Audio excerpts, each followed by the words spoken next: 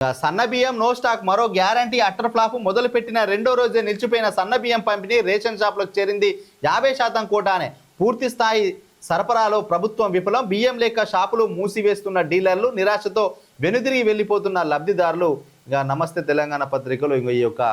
సన్న బియ్యం పంపిణీకి సంబంధించి ఇది అట్టర్ ఫ్లాప్ అయింది 6 గ్యారంటీలు అన్నారు ఈ సన్న బియ్యం పంపిణీ కూడా అట్టర్ ఫ్లాప్ అయిన ఒక పథకంగా చెప్పొచ్చు అని అంటున్నారు వాస్తవానికి 100% రావాల్సిన స్టాకు 50% నో స్టాక్ అని చెప్పి ఇక్కడ బోర్డులు పెడుతున్నారని చెప్పి అయితే వార్త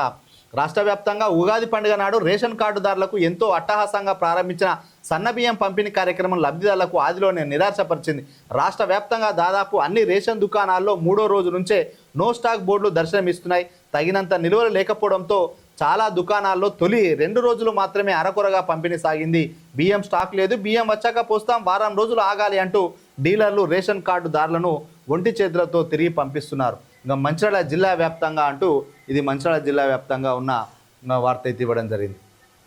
ఇక్కడేమో సన్నాల ధర డమాల్ వారం కింద క్వింటా సన్నవడ్ల ధర 2500 ప్రస్తుత మార్కెట్లో 2200 దాటని రేటు సిండికేట్గా మారి దోచుకుంటున్న మిల్లర్లు అధికారుల పర్యవేక్షణ లేక రైతులకు నష్టం సన్నవడ్లు కొనకుండా మిల్లర్లు ఇబ్బందులు పెడుతుండడంతో రైతులు కన్నెర చేశారు ధాన్యం లోడ్ పెద్ద ఎత్తున వచ్చిన మిల్లుల గేట్లు మూసేయడంతో మండిపడుతూ నల్లగొండ జిల్లా శెట్టిపాలెంలో రోడ్డుపైకి వచ్చి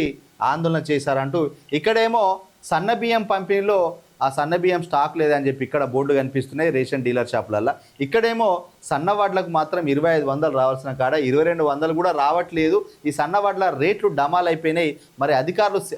ఈ యొక్క వ్యాపారస్తులు సిండికేట్ టైంలో అధికారులు పట్టించుకుంటలేరని చెప్పి కూడా ఇక్కడ ఒక వార్త అయితే ఇవ్వడం జరిగింది